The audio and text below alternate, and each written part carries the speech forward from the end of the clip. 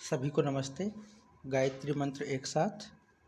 ओम भूर्भुवः स्वः तत्सवितुर्वरेण्यं भर्गो देवस्य धीमहि धियो यो नः प्रचोदयात्। ओम शांताकारं भुजगशयनं पद्मनाभं सुरेशं विश्वाधारं गगनसदृशं मेघवर्णं शुभांगं लक्ष्मीकान्तं कमलनयनं योगिभिर्ध्यानगम्यं वन्दे विष्णुं भवभयहरं सर्वलोकैकनाथम्। ओम यं ब्रह्मा वरुणेन्द्ररुद्रमरुतः स्तुन्वन्ति दिव्यैस्तवैः वेदैः साङ्गपदक्रमोपनिषदैः गायन्ति यं सामगाः ध्यानावस्थिततद्गतेन मनसा पश्यन्ति यं योगिनो यस्यान्तं न विदुः सुरासुरगणा देवाय तस्मै नमः। देवाय तस्मै नमः। नमस्ते। प्रज्ञा पुष्प परिवार द्वारा संचालित इस गीता माता ऑनलाइन कक्षा में आप सभी का हार्दिक स्वागत है। अभी तक की कक्षा में हमने 20 श्लोकों का अभ्यास किया है। अध्याय 4 के 20 श्लोक हमने पढ़े। 20वां श्लोक है, उसको हम पढ़ते हुए आगे आज 21वां श्लोक आरंभ करेंगे। 20वां श्लोक था, इन सभी श्लोकों में कर्म के विषय में बतलाया जा रहा है और हमेशा एक ही बात आ रही है कि कर्म में लिप्त नहीं रहना, कर्म के फल की चिंता ना करना, कर्म के फल से आसक्ति को हटा देना, यही उपदेश किए जा रहे हैं अर्जुन को। तो जो कर्म के फल की आसक्ति को त्याग देता है, माने फल की आसक्ति को त्याग करके जो कर्म करता है उसको क्या मिलता है, उसकी प्रशंसा करते हुए भगवान श्री कृष्ण ने 20वें श्लोक में कहा है कि त्यक्त्वा कर्म फलासंगम नित्य तृप्तो निराश्रयः कर्मण्यभिप्रवृत्तोपि नैव किंचित करोति सः। अर्थात कर्म फलासंगम आसंगम माने आसक्ति, कर्म के फल की आसक्ति त्यक्त्वा त्याग करके। तो जो व्यक्ति समस्त कर्मों में फल की आसक्ति को त्याग करके निराश्रय संसार के आश्रय से रहित हो करके नित्य तृप्त रहने वाले परमात्मा में रहता है, माने परमात्मा में ही नित्य तृप्त रहता है, सह अर्थात वह कर्मणि अभिप्रवृत्त कर्मों में भली भांति लगा हुआ भी किंचित एव न करोति कुछ भी नहीं करता है। मतलब वह व्यक्ति कुछ भी कर्म करे, कर्म में लगा भी रहता है, कर्म करता भी रहता है, तब भी वह ऐसा ही है जैसे कोई कर्म ना किया हो। कर्म उसको लिप्त नहीं करते, ऐसा लगता है जैसे बिल्कुल कर्म किया ही ना गया हो। जैसे हम कोई नया कपड़ा लें और उसको पहने और पहनने के बावजूद भी उसको धोकर के वैसा ही रखते हैं कि ऐसा लगे कि बिल्कुल नया हो, तो हम क्या कहेंगे, अरे ऐसा लग रहा है जैसे इसको पहना ही नहीं है, इसको उपयोग ही नहीं किया गया है, इतना अच्छा है। माने उपयोग करने का कोई इसमें गुण नहीं आए। नया कपड़ा कैसे पहचानते, क्योंकि उसमें उपयोगी के गुण नहीं आते। तो वैसे ही जो व्यक्ति कर्म के फल की आसक्ति को त्याग देता है, संसार के आश्रय से रहित हो जाता है और हमेशा परमात्मा में ही नित्य तृप्त रहता है, वह व्यक्ति कर्म करते हुए भी, परस्पर कर्म करते हुए भी कर्म ना करता हुआ सा प्रतीत होता है। तो ये 20वां श्लोक पूरा हो गया था। आज 21वां श्लोक को हम करेंगे। 21वां श्लोक क्या है, तो 21वें श्लोक में कहा गया है, माने शरीर संबंधी कर्म अगर कोई सन्यासी करता है तो पाप नहीं लगता उसको। क्या कहा गया है उसके लिए, कौन है वो सन्यासी जिसको कर्म करने पर भी पाप नहीं लगता, कर्मों में नहीं बंधता? तो उसके लिए कहा गया है कि निराशीर्यत चित्तात्मा त्यक्त सर्व परिग्रह शारीरम केवलम कर्म कुर्वन्नाप्नोति किल विषम। तो निराशीः यत् चित्तात्मा त्यक्त सर्व परिग्रह, यत् चित्तात्मा, यत् जिसका, चित्त और आत्मा, चित्त और आत्मा माने जिसकी चित्त और आत्मा जीत ली गई हो। किसने जीती? स्वयं ने। माने क्षम्यता, आत्मा नहीं, जिसका अंतःकरण और इंद्रियां जीती जा चुकी हों। जिसकी इंद्रियां और अंतःकरण, अंतःकरण से अर्थात अंतः माने अंदर के, करण माने है उपकरण या इंद्रियां, तो अंतःकरण में आ जाता है मन बुद्धि चित्त अहंकार। ये माने मन बुद्धि चित्त अहंकार जो है ये आंतरिक इंद्रियां हैं, और बाह्य इंद्रियां जो हमें दिखाई देती हैं, ज्ञान इंद्रियां, कर्म इंद्रिया, चक्षु आदि माने नेत्र हैं, कर्ण हैं, ये सभी बाहर की इंद्रियां हैं जो हमें दिखाई देती हैं। पर कुछ मन की इंद्रियां, जैसे मन होता है, बुद्धि होती है, चित्त होता है, अहंकार होता है, ये अंतःकरण हैं, माने आंतरिक शरीर के, सूक्ष्म शरीर की इंद्रियां हैं ये। तो जिस व्यक्ति का अंतःकरण और इंद्रियां जीत ली गई हैं, माने जिस व्यक्ति ने अपने अंतःकरण को जीत लिया, जिस व्यक्ति ने अपनी इंद्रियों को जीत लिया, और जिसने सर्व परिग्रह त्यक्त, सभी प्रकार के भोग पदार्थों को त्याग दिया है। दो विशेषता अभी आई हैं, क्या क्या? एक तो वह निराशी है यत चित्तात्मा, माने चित्त आत्मा, जिसकी चित्त और आत्मा जिसने जीत ली। चित्तात्मा से अर्थात है चित्त और अंतःकरण, ये इंद्रियां। चित्तात्मा का अर्थ है, ध्यान से समझिए, चित्तात्मा का अर्थ है अंतःकरण और इंद्रियां। अंतःकरण इंद्रियां दोनों मिलाकर के होता है चित्तात्मा। तो जिसका चित्तात्मा अर्थात इंद्रिय और अंतःकरण विजयी है, माने जिसने जीत लिया है, जिसने इंद्रियों को जीत लिया है अपनी, और अंतःकरण को जीत लिया, माने जिसका मन नियंत्रण में है, जिसका चित्त नियंत्रण में है, जिसका बुद्धि नियंत्रण में है, जिसकी सभी इंद्रियां नियंत्रण में है, वश में है, वह व्यक्ति, जिसने समस्त भोगों को त्याग दिया है, वह व्यक्ति, आशा रहित व्यक्ति ही, आशा रहित जो व्यक्ति है वह केवलम शारीरम कर्म कुर्वन्ति, वह केवल शरीर के स्तर पर कर्म करता है, नाप्नोति किल विषम, वह पाप को प्राप्त नहीं होता। माने ऐसा व्यक्ति जिसने अपने अंतःकरण को जीत लिया है, जिसने अपने इंद्रियों को जीत लिया है, जिसके लिए समस्त भोग पदार्थ नश्वर हो गए हैं, कोई अर्थ नहीं रह गया है, ऐसा आशा रहित व्यक्ति अगर कर्म भी करता है तो केवल शारीरिक स्तर पर ही कर्म करता है, उस कर्म के फल से वह लिप्त नहीं होता, अर्थात उसको कर्म के फल का वो प्राप्त नहीं होता, माने कर्म के फल से नहीं बंधता, कर्म से नहीं बंधता, क्योंकि उसकी सभी इच्छाएं नष्ट हो गई, उसको कोई भोग नहीं चाहिए, उसकी सभी इंद्रियां वश में हैं, उनके सभी अंतःकरण वश में हैं। तो ऐसा व्यक्ति अगर कोई कर्म भी करता है, शरीर के लिए, जीविकोपार्जन के लिए कोई कर्म भी करता है, तो भी वह व्यक्ति कर्म के साथ नहीं बंधता, वह कर्म से छूट जाता है। ये यहाँ पर बतला रहे हैं। पर उसका क्या होना चाहिए? ढोंगी नहीं होना चाहिए, उसके अंतःकरण वश में होना चाहिए, जिसकी इंद्रियां वश में होनी चाहिए, जो बाहर की दुनिया में ज़्यादा ध्यान ना देता हो। बाहर की दुनिया में ध्यान ना देता हो अर्थात क्या? बाहर की दुनिया में ध्यान ना देता अर्थात क्या?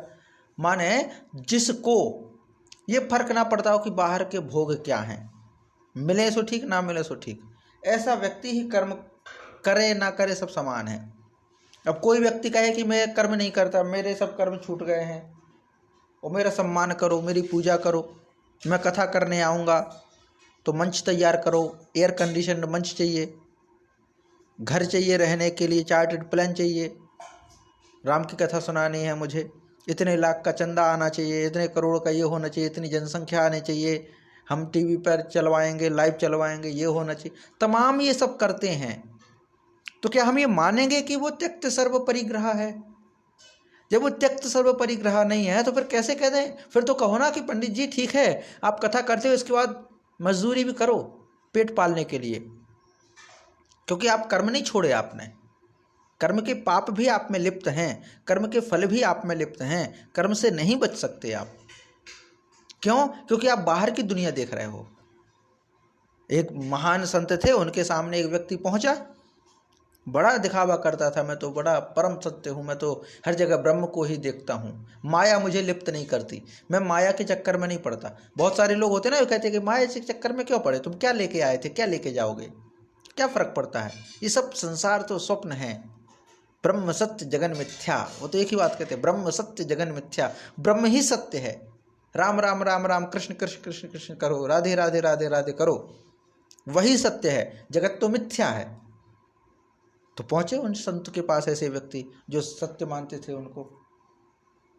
तो इस तरह से वो रहे, व्यवहार किया उन्होंने। तो भाई ठीक है, आए तो उन्होंने बैठने को कुर्सी नहीं दी, क्योंकि वो हमेशा एक ही कहते थे, ब्रह्म सत्य जगन मिथ्या, माया के चक्कर में कौन पड़े, सब माया है संसार में, सिर्फ एक ईश्वर है, सब माया है, मत पड़ो इसके चक्कर में।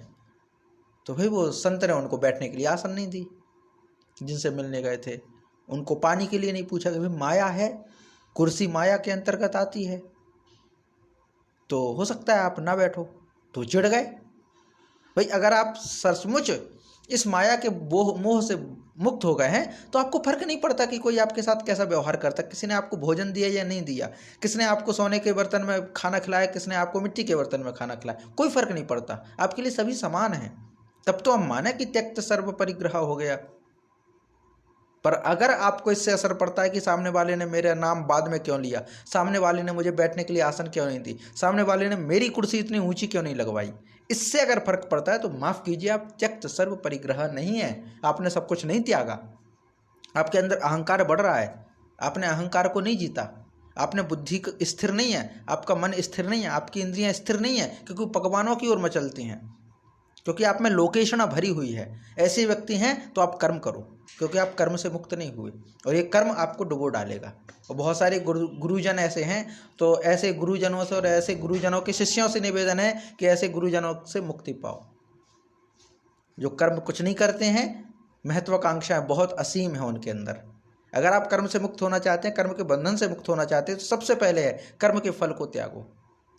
त्यागने से मतलब आसक्ति को त्यागो, अपनी इच्छाओं को त्यागो, तब जाकर के आप सार्थक कर्म कर पाओगे, समाज में रम पाओगे। राम सुखदास जी का उदाहरण है, राम सुखदास महाराज जी जो हैं उनका उदाहरण है। उनको फर्क नहीं पड़ता था, उनके कपड़े में जेब ही नहीं होती थी, उनको ये फर्क नहीं पड़ता था कोई मुझे सुन रहा है या नहीं सुन रहा है, मेरा चेहरा टीवी में नहीं आना चाहिए, मेरा प्रचार नहीं होना चाहिए, मेरी फोटो नहीं आनी चाहिए अखबार में। ये व्यक्ति थे, उनको फर्क नहीं पड़ता था क्या हो क्या ना हो। वो व्यक्ति माने कि हम कर्म से मुक्त है तो अलग चीज़ है, पर जो आजकल के घर परिवार की जिम्मेदारियों से बच करके संन्यास ग्रहण कर लिया, राम राम कहते कहते, राधे राधे कहते कहते घूम रहे हैं, हरे कृष्ण कहते हुए घूम रहे हैं, क्या है ये? क्योंकि हमने एक बहुत सरल मार्ग अपना लिया है पारिवारिक जिम्मेदारियों से बचने के लिए, बाकी शौक सब उनके वही हैं, इच्छा सब उनकी वही है, उन वासनाओं से मुक्त हुए नहीं है। तो ऐसे व्यक्तियों के लिए है कि कर्म से बंधन से, कर्म के बंधन से केवल वही व्यक्ति छूट सकता है जो निराशी हो, आशा से रहित हो, जिसने अपने अंतःकरण को, जिसने अपनी इंद्रियों को जीत लिया है, जिसने सब कुछ त्याग दिया है। वह अगर शारीरिक स्तर पर कर्म भी करता है, वह भोजन भी करता है, वह अगर वस्त्र पहनता है, तो केवल शरीर स्तर पर, मन से दूर रहता है, मन से दूर रहता है। उसको फर्क नहीं पड़ता कि मुझे आज खाने में क्या मिला या शाम के भोजन में मुझे खाने को क्या मिलेगा, कोई फर्क नहीं पड़ता उसको, क्योंकि वह कर्म, भूख जो कर्म है, भूख जो कर्म कराती है वो शरीर स्तर पे है, मन के स्तर पे नहीं। और जब भूख सिर्फ शरीर की हो तो फर्क नहीं पड़ता कि हम क्या खा रहे हैं क्या नहीं खा रहे हैं। लेकिन अगर हमने भूख को अपने मन में बिठा के रखा है तो सामने वस्तु हो या ना हो फिर भी हम उसके प्रभाव में रहते हैं। ये वैसे ही है जैसे मान लीजिए हमारे सामने कोई सर्प है, सांप है, तब तो हमें डर लगता ही है कि सामने है, और नहीं भी है तब भी डर लगता है।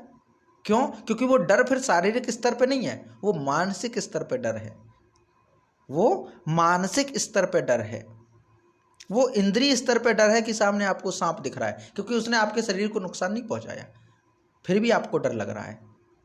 अर्थात जो चीज़ हमें फिजिकली रूप से कनेक्ट नहीं है, फिर भी हम अगर उससे डरते हैं या उसके प्रति आसक्त रहते हैं, इसका सीधा अर्थ है कि वह वस्तु या वह व्यक्ति जो आपको अंदर पे प्रभावित कर रहा है, वह आपके शरीर से बहुत अंदर तक जुड़ चुका है। शरीर के अलावा वो मन तक पहुंच चुका है। तो ये है कि जो व्यक्ति शरीर संबंधी कर्म करता है लेकिन वह सन्यासी होना चाहिए। तो सन्यासी की विशेषता यही बताई गई है कि जिसका चित्त और जिसकी इंद्रियां वश में हो, जिसने सब कुछ त्याग दिया हो, सर्व त्यक्त सर्व परिग्रह, जिसने सब कुछ त्याग दिया हो, और शारीरम केवलम कर्म कुर्वन्, जो शारीरिक स्तर पर कर्म करता है वह कभी पाप को प्राप्त नहीं होता। ना आपनोति किल्बिषम, वह पाप को प्राप्त नहीं होता। तो इसका पाठ करेंगे, फिर आगे बढ़ते हैं कि निराशीर्यत चित्तात्मा, निराशीर्यत चित्तात्मा त्यक्त सर्व परिग्रह शारीरम केवलम कर्म कुर्वन्नाप्नोति किल्बिषम। निराशीर्यत चित्तात्मा त्यक्त सर्व परिग्रह शारीरम केवलम कर्म कुर्वन्नाप्नोति किल्बिषम, कुर्वन्नाप्नोति किल्बिषम। जी, ये 21वां श्लोक हो गया। इसके बाद अब 22वां श्लोक है। 22वें श्लोक में क्या कहते हैं? यदृच्छालाभ संतुष्टो, यदृच्छालाभ संतुष्टो द्वंद्वातीतो विमत्सरः समा सिद्धाव सिद्धो च कृत्वापि न निबध्यते, कृत्वापि न निबध्यते। इसका मतलब क्या है? यदृच्छा लाभ संतुष्टः, यदृच्छा, यदृच्छा माने बिना इच्छा के, यद अनिच्छा है ना, अनिच्छा के लिए यदृच्छा, अर्थात जो बिना इच्छा के लाभ संतुष्टो, बिना इच्छा के लाभ में संतुष्ट रहता है। माने हमने इच्छा नहीं की, फिर भी कोई चीज़ अगर हमें मिल गई, उस लाभ में अगर हम संतुष्ट हैं तो उसको हम कहेंगे यदृच्छा लाभ संतुष्टः। माने जो बिना इच्छा के अपने आप प्राप्त हुए पदार्थ में सदा संतुष्ट रहता है। हमने इच्छा नहीं की, हमने इच्छा नहीं की, अचानक ही हमें मिल जाए, उसी में हम संतुष्ट हैं, उसी में हम संतुष्ट हैं। विमत्सरः, जिसमें ईर्ष्या भाव का अभाव है, ईर्ष्या भाव जिसमें है ही नहीं। देखिए दो विशेषताएं, एक है यदृच्छा भाव संपन्न संतुष्ट, यदृच्छा लाभ संपन्न, लाभ माने प्राप्त होना, यदृच्छा माने बिना इच्छा के, उसी में संतुष्ट है। एक शब्द है करपात्री, पूज्य संत भी हुए हैं करपात्री जी महाराज। तो करपात्री से अभिप्राय क्या है? कर ही है जिसका पात्र, कर ही जिसका पात्र है। कर का मतलब हाथ, हाथ ही जिसका पात्र है। बहुत सारे लोग होते हैं, साधु संत होते हैं, जो संकल्प लेते हैं कुछ निश्चित समय के लिए, कुछ आजीवन ले लेते हैं संकल्प कि हम हाथ में जो बन जाएगा उतना ही भोजन ग्रहण करेंगे। तो वो हाथ को फैला करके ही भोजन लेते, कोई पात्र नहीं उनके पास। उनका पात्र, पात्र से अर्थात बर्तन, बर्तन माने वेसल्स जो हम कहते हैं। तो जो बर्तन है ही नहीं जिसके, हाथ ही जिसका बर्तन है, वही है करपात्री। तो आप सोचिए कितना अपरिग्रह रहा होगा वह व्यक्ति जो हाथ में ही लेकर के खाए, मांग करके खाए कि दोनों हाथ फैला दिए, दे दो, और खा लिया। तो वो करपात्री है, उनको इच्छा नहीं होती, तो उस अनिच्छा में कुछ मिल जाए उसी में वो संतुष्ट है, उसी में जो संतुष्ट है। और विमत्सरः, विमत्सरः का अर्थात है जिसमें ईर्ष्या का अभाव हो गया हो, और सर्वथा अभाव। ईर्ष्या मतलब दूसरे से जलन, ईर्ष्या जेलसी जिसको हम कहते हैं। सामने वाला अच्छे जीवन जी रहा है तो कोई फर्क ना पड़े, ठीक है तुम जी रहे हो, मुझे क्या। लेकिन आजकल तो बड़ा है, हम तुमसे पीछे कैसे रह सकते हैं। पूरे जीवन की लड़ाई इसी में है। आप देखिए पूरे जीवन जो है, मनुष्य का पूरा जीवन इसी में व्यतीत होता है कि पैसे कमाओ, पैसे कमाओ, पैसे कमाओ। और क्यों कमाओ पैसे?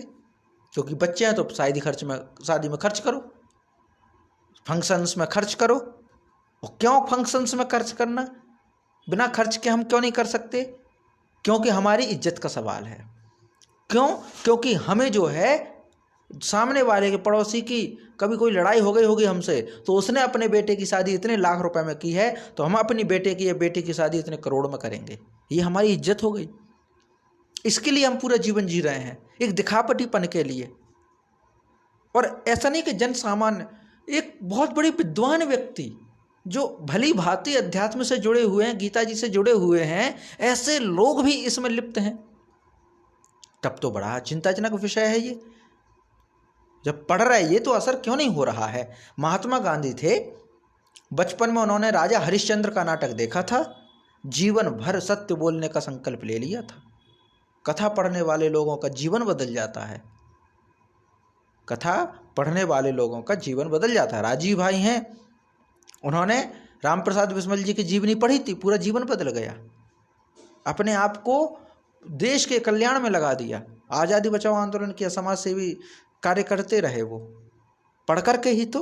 लेकिन बहुत सारे लोग जो गीता के एक एक शब्द पे घंटों घंटों व्याख्यान कर सकते हैं, वो व्यक्ति भी माया मोह को जोड़ने में लगे हुए हैं। उन व्यक्ति को भी फर्क नहीं पड़ता है कि क्या है संसार, वो शादियों में विवाह में खर्च कर सके इसके लिए जीवन यापन करते हैं। उनके जीवन में कहीं कोई ये है ही नहीं कि हम त्याग करें, कुछ समाज के लिए कुछ करें। तो यही है कि यदृच्छा लाभ संतुष्टो, जो जब बिना इच्छा के प्राप्त हो जाए उसी में जो संतुष्ट रहता हो। द्वंद्वातीतो विमत्सरः, विमत्सरः माने ईर्ष्या से रहित हो।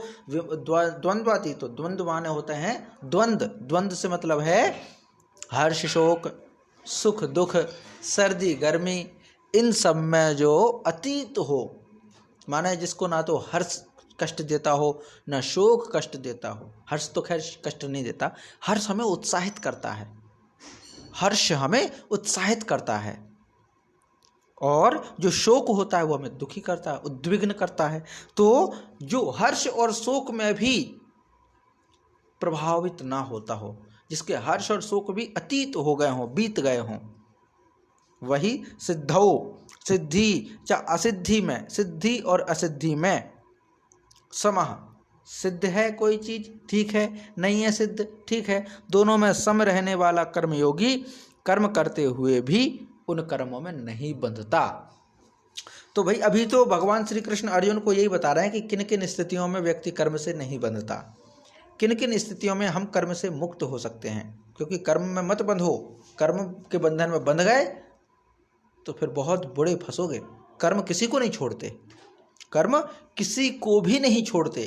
कर्म के बंधन से तो ईश्वर भी नहीं बचे जो अवतार लेकर के आते हैं। एक कथा आती है कि ये बाली वध की, भगवान राम ने बाली को छुप के मारा।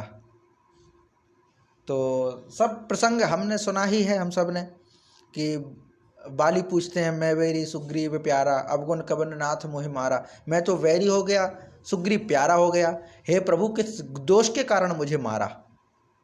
तो वहाँ पे रामचरितमानस में कहा गया है कि अनुज बधु भगनी सुतनारी, सुनसठ कन्या समियचारी, इन्हीं कुदृष्टि बिलोक ही जोई, ता मारे अपराध न होई। तो अनुज बधु, भगनी यानी बहन, अनुज बधु माने छोटे भाई की पत्नी, अनुज बधु भगनी, सुत नारी पुत्र की पत्नी, सुत नारी, और सुनसठ हे मूर्ख सुन, कन्या माने अपनी पुत्री, समियचारी कन्या के समान ही है ये सब, और इनको कुदृष्टि से जो बिलोकता है, जो देखता है, उसको मारने में अपराध नहीं होता। ये तर्क देते हैं, लेकिन उसके बावजूद भी विधि का विधान है कि तुमने छुपके मारा था।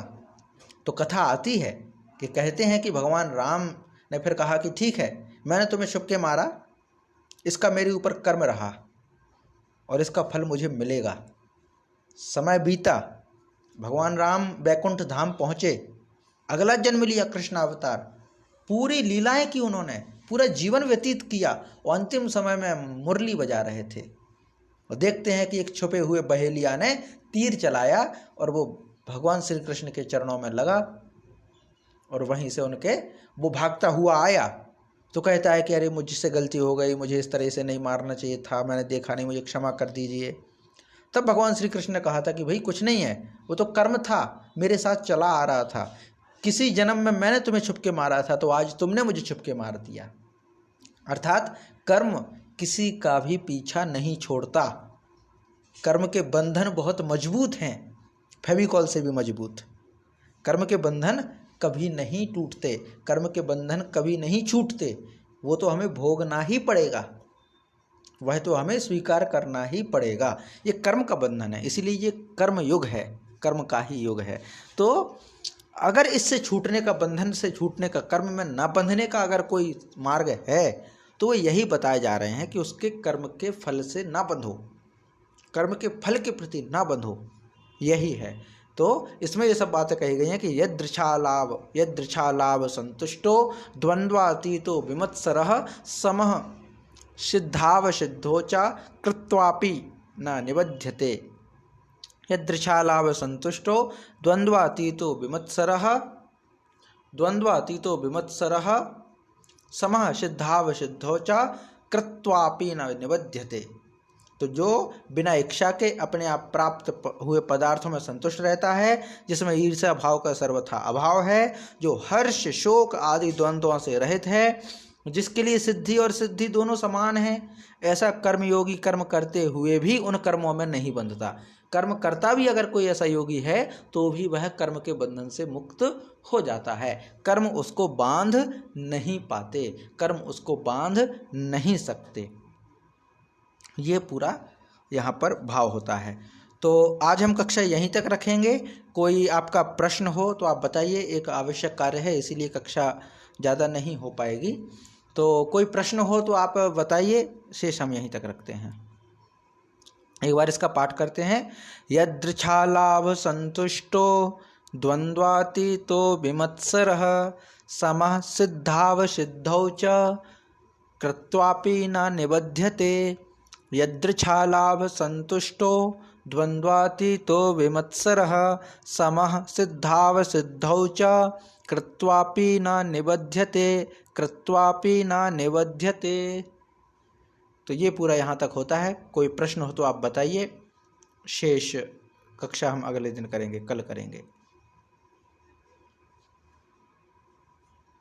चलिए शांति पाठ करते हैं। ओम सहनाववतु सहनौ भुनक्तु सह वीर्यं करवावहै तेजस्विनावधीतमस्तु मा विद्विषावहै। ओम शांति शांति शांति। सभी को नमस्ते।